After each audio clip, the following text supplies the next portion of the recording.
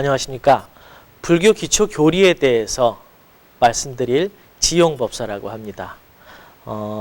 저는 지금 불교의 기초 교리 중에서 가장 기본적인 몇 가지를 좀 추려서 여러분과 이야기를 해보고자 합니다. 먼저 우리가 기초 교리를 꼭 알아야 되는 이유부터 말씀드리도록 하겠습니다. 우리가 기초 교리를 꼭 알아야 되는 이유를 한 3가지 정도만 기억하고 시작을 했으면 좋겠습니다. 첫 번째, 불교는 무조건적인 믿음이나 신앙만을 강요하는 종교가 아니라 불교의 세계관과 불교의 철학에 대해서 이해하고 잘 아는 것이 무엇보다 중요한 종교입니다. 그래서 불교는 부처님께서 무조건 믿는 것보다는 의심하고 탐구하는 게 더 중요하다고 말씀하실 정도로 잘 이해하고 깨닫는 것을 중요하게 생각을 합니다. 두 번째로는 불교의 내용과 특징을 알아야 다른 종교와 다른 불교만의 모습을 우리가 이해할 수가 있습니다. 우리가 그냥 종교를 생각할 때 이 종교든 저 종교든 다 그냥 좋은 이야기를 하는 것이 아니겠는가, 이렇게 생각하는 것은 불자의 바른 길이 아닙니다. 불자는 불교는 어떤 특징을 가지고 있고 어떠한 장점을 가지고 있는지 잘 알고 있어야 하고, 특히 군종병들께서는 더더욱 잘 이해를 하고 있어야 불교에 대한 신앙이 두터워질 수가 있습니다. 세 번째는 군종병으로서 혹은 불자로서 불교 교리를 이해하는 것은 우리의 신념을 튼튼하게 하고 확실하게 하며 더 열정적인 활동을 펼치는 데 큰 도움이 됩니다. 불교를 잘 이해하고 거기에 대해서 어떤 장점을 가지고 있는지 우리가 신념으로 알고 있다면 우리가 평소에 활동을 할 때도 더 많은 에너지와 힘을 낼 수 있지 않겠습니까? 그래서 우린 이런 3가지 이유로 불교의 기초 교리에 대해서 꼭 알아야 할 것입니다. 지금 이 자리에서는 가장 기본적인 교리를 3가지 묶음으로 묶어서 여러분들에게 말씀을 드리려고 합니다. 이 교리는 만약 이걸 모른다면 우리가 불교 신자라고 할 수 없을 정도다, 이렇게 말할 만큼 가장 기본적인 이야기들이니까 잘 기억하셨으면 좋겠습니다. 이 3가지 묶음은 불교의 가장 기본적인 요소인 불, 법, 승, 다시 말해서 부처님과 부처님의 가르침과 스님, 이런 주제로서 3가지로 묶여 있습니다. 각각 소개를 좀 해드리도록 하겠습니다.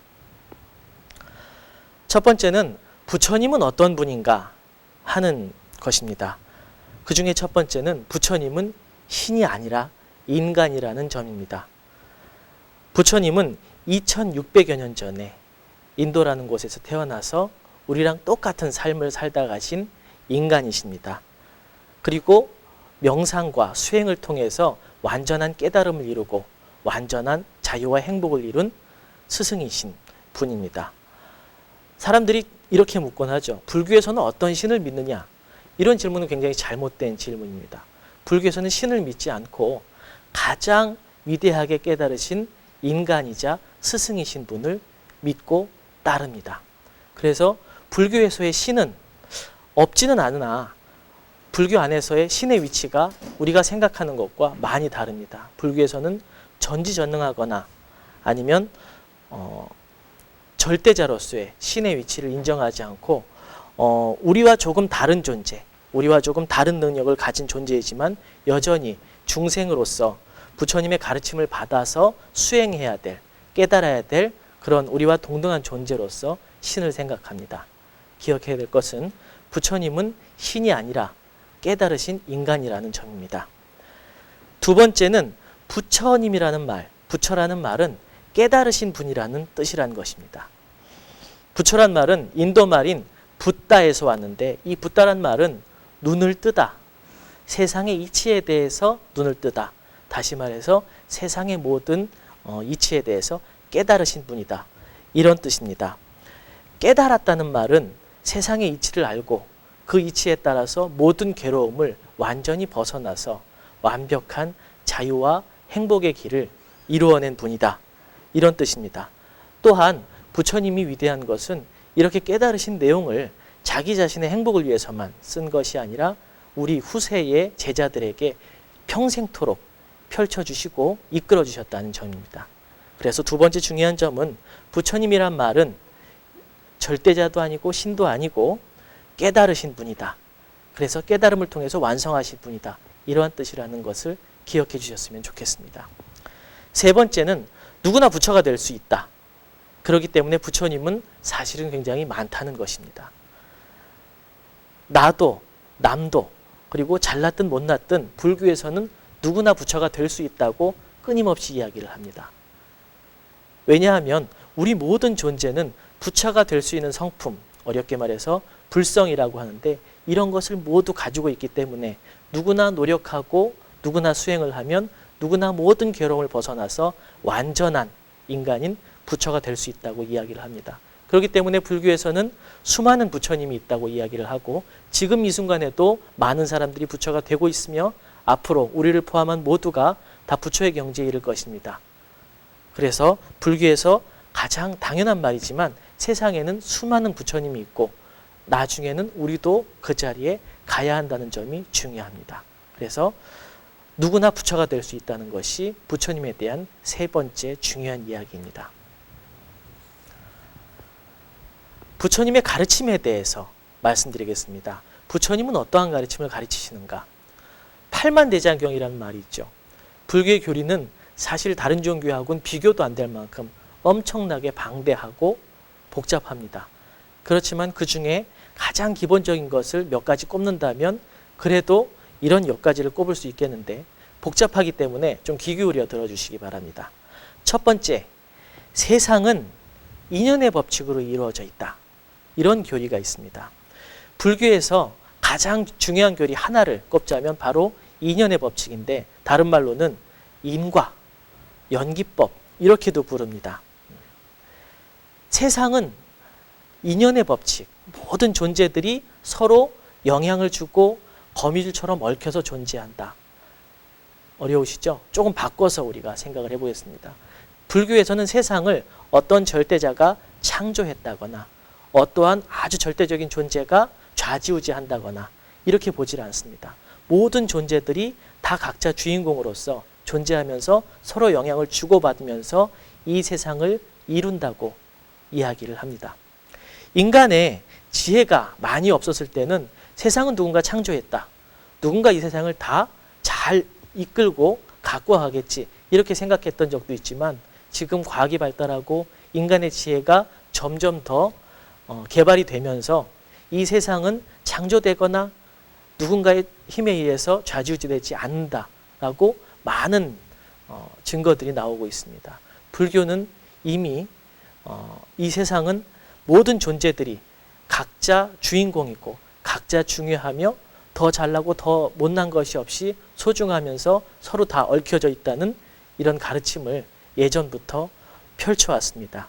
그리고 이 인연의 법칙은 사실은 지금 간단하게 이야기하지만 계속 파고 들어가 보면 굉장히 복잡하고 심오하기 때문에 사실 이 인연의 법칙만 제대로 깨달으면 부처님이다 라고 말을 할 정도로 중요하면서 좀 복잡한 교리입니다. 그런데 우리는 요 한 가지, 세상은 인연의 법칙으로 이루어져 있다. 누군가 절대자가 창조한 것이 아니다. 이것만 기억해 주셨으면 좋겠습니다. 두 번째, 세상의 모든 것은 시시각각 항상 변한다는 가르침입니다. 동서양의 모든 철학과 모든 종교들이 변하지 않는 영원불변의 절대적인 것을 찾고 또 그것이 있으리라고 믿어왔습니다. 그것에 대해서 이야기도 많이 했습니다. 그러나 그런 것들 모두 검토해 본 결과 불교에서는 세상에 영원불변한 것은 없다라는 결론에 도달을 했습니다. 부처님께서 세상에 영원불변한 것이 절대로 없으나 만약에 한 가지 있다고 한다면 세상에는 영원한 것이 절대 없다는 이 법칙만은 변하지 않는다. 이렇게 이야기를 하십니다. 모든 것은 다 절대적이지 않고 상대적이라는 거죠. 힘이 세기도 하고 약하기도 하고 더 잘난 사람, 더 못난 사람, 잘 사는 사람, 못 사는 사람, 옳은 것, 그른 것 이런 것들이 정해져 있는 것이 아닙니다. 끊임없이 바뀌고 끊임없이 흘러갑니다. 중요한 것은 우리가 쉽게 생각할 때는 절대적인 것이 있고 절대적인 기준이 있으면은 모든 게 다 명확해질 것 같지만 사실은 세상은 절대적인 것이 없이 계속 변한다는 사실이죠. 그래서 그것을 명확하게 알고 지금 이 시간에 항상 그때에 맞는 해답을 구하는 것이 가장 지혜로운 길이다. 이것이 어렵지만 불교가 이야기하는 두 번째 진리입니다. 세 번째는 우리가 겪는 세상의 모든 괴로움과 즐거움은 내 마음이 만들어낸다라고 하는 사실입니다. 인생과의 기쁨과 슬픔, 괴로움과 즐거움은 누군가 우리에게 준 것도 아니고 형벌도 아니고 모든 것이 내가 만들어내고 내가 창조한 것입니다. 내 마음이 하나하나 만들어낸 것이죠. 그렇기 때문에 결과적으로 이 모든 괴로움을 없애는 것도 우리의 힘으로 가능합니다. 누군가의 힘으로 기대해가지고 없애는 것이 아니라 우리가 마음을 잘 다스리고 잘 운용해서 이 괴로움의 원인들을 없앨 수가 있습니다. 그래서 우리가 욕망이나 감정이 흔들리지 않고 괴로움의 원인을 정확하게 찾아낼 수만 있으면 모든 사람이 괴로움의 원인을 없애고 완벽한 행복으로 갈 수 있다는 것이 불교에서 가장 중요한 길입니다. 그래서 이처럼 마음을 집중하고 다스려서 행복을 찾아가는 길을 불교에선 수행이라고 합니다. 세 번째 묶음은 스님들에 대한 이야기입니다. 스님들은 어떤 분인가요? 첫 번째는 스님들은 불교 수행을 위해서 100% 일생을 바쳐서 수행을 하는 분들입니다. 스님들이 아닌 일반 불자들, 일반 신도들도 불교를 열심히 배우고 믿고 또 실천을 합니다. 그런데 신도들과 스님이 다른 점은 이 스님들은 어느 순간부터, 스님이 되는 순간부터 일생의 100%를 다 투자해서 수행을 하고자 노력을 하고 그러기로 다짐을 하신 분들이라는 거죠. 그래서 스님들은 성직자와 다릅니다. 성직자는 성스러운 직업을 가진 존재로 다른 종교인 존재를 하지만 사실은 스님들은 수행자라고 해야 됩니다.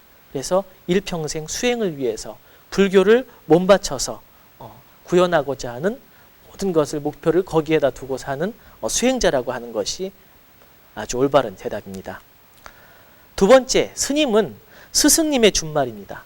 그래서 우리는 스님을 통해 불교를 만나고 스님을 통해 일생의 진리를 찾아가야 하는 것입니다. 스님은 불교라는 좀 잘 보이지 않고 어려운 이런 철학을 살아있는 몸으로 표현해서 우리들에게 보여주는 분들입니다. 그래서 간단하게는 살아 움직이는 불교다 이렇게 이야기를 할 수도 있겠습니다. 그래서 부처님이 우리의 가장 큰 스승님인 것처럼 우리는 스님들에게 우리를 행복하게 해주는 진리의 길에 대해서 묻고 배우고 지도를 받아야 하는 것입니다. 그래서 우리가 스님에 대해서는 스님은 점을 쳐주거나 우리를 대신해서 기도를 해주는 분이 아니라는 사실을 꼭 기억을 해주시고 스님은 우리에게 부처가 되는 길, 완전한 행복으로 가는 길을 먼저 나서서 수행하는 선배님이면서 우리를 이끌어주는 스승님으로 생각하고 대해야 할 것입니다. 세 번째는 스님들과 우리는 모두 큰 틀에서 불자들이라는 사실입니다.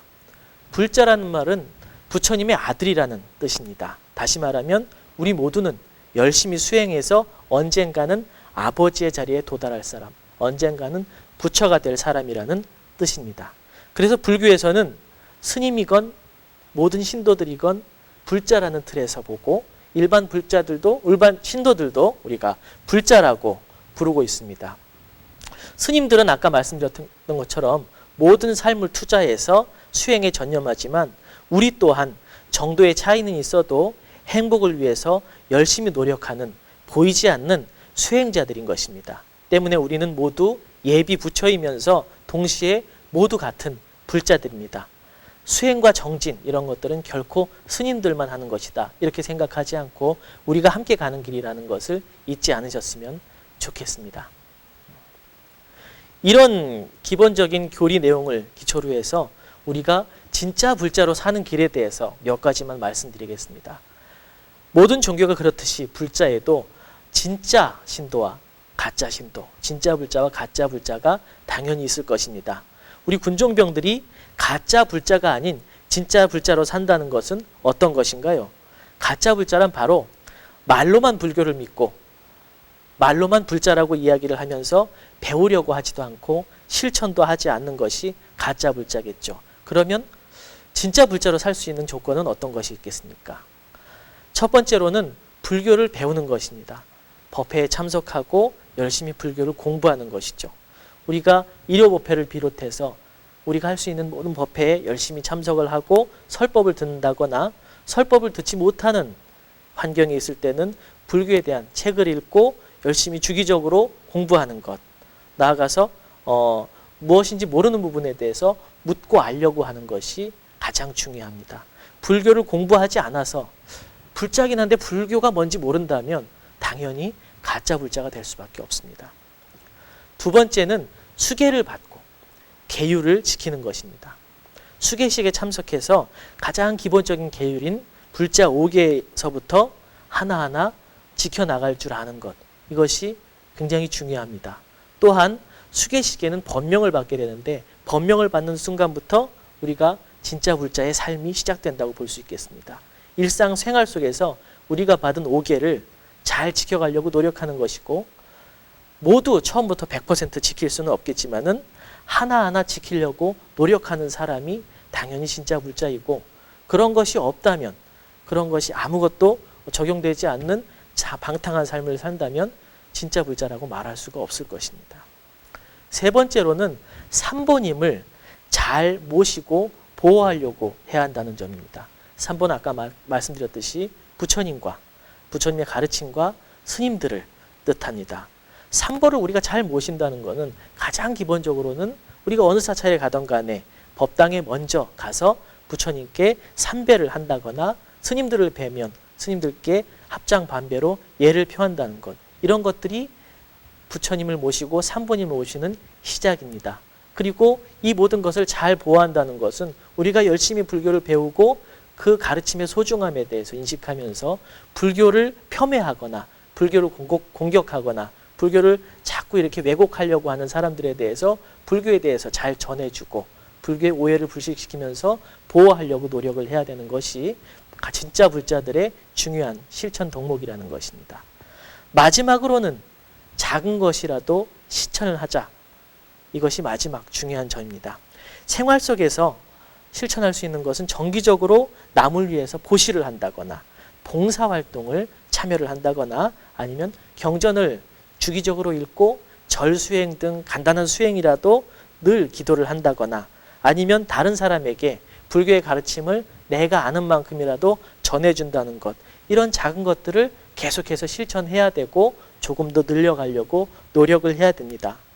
당연한 말이지만 머리로만 많이 알고 입으로만 많이 이야기하면서 몸으로 실천하지 않는다면 그것은 불교에 대해서 안다 할지라도 가짜 불자로 갈 수밖에 없는 길인 것입니다.